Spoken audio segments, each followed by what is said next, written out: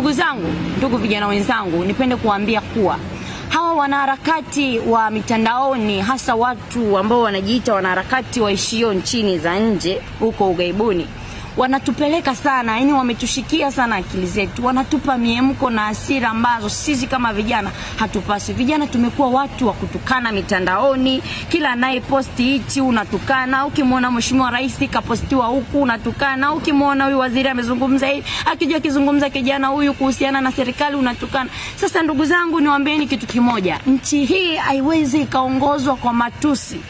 Hii nchi haiwezi kaongozwa kwa miemko. Hii nchi haiwezi pia kaongozwa kwa makasiriko. Ndugu zangu, vijana wenzangu, tukae chini, tujitathmini, tuwe calm, tutulize morali wetu, tujitafakari, tuangalie njia sahihi ya kuwasilisha hoja na haja zetu.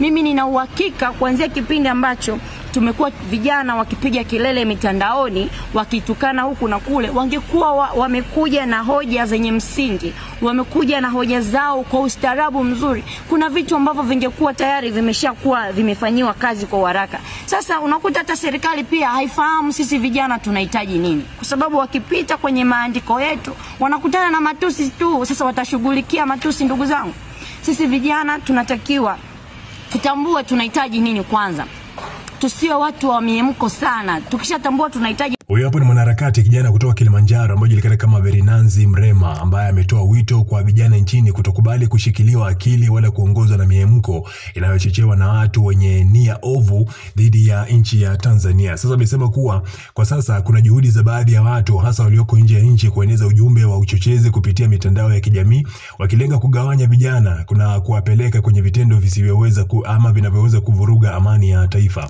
Sasa nikimnukuu amesema kwamba acheni kushikiliwa akili na kuongozwa na miemko. Wapo watu wenye nia ovu na nchi ya Tanzania wanaotaka vijana watumike kama nyenzo ya migogoro. Vijana lazima wasimame kwa akili zao, si kwa jazba za kutengenezewa, amesema Mrema. Pia ameeleza kuwa amani ni rasilimali na tunu ya thamani kabisa kubwa tena ambayo ikipotea maendeleo na ndoto za vijana zinayumba. Aidha, Mrema amewashauri vijana kutumia wizara ya vijana inayoanzishwa na Rais Samia Suluhu Hassan kufikisha hoja, kero na matarajio yao badala ya kushawishiwa na watu wasiolitakia mema taifa. Amesisitiza kuwa jukumu la kulinda amani, umoja na utulivu wa nchi ni la kila kijana, na kwamba kizazi cha sasa kina wajibu wa kuendeleza misingi mizuri iliyojengwa na waasisi wa taifa.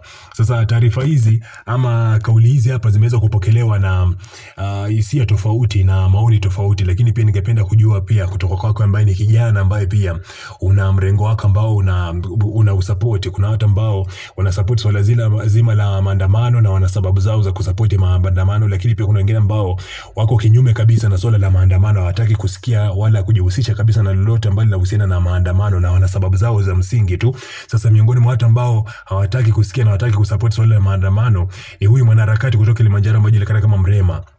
Na umetoka kumsikiliza kwenye klipu ya amezungumza na ametoa hoja zake.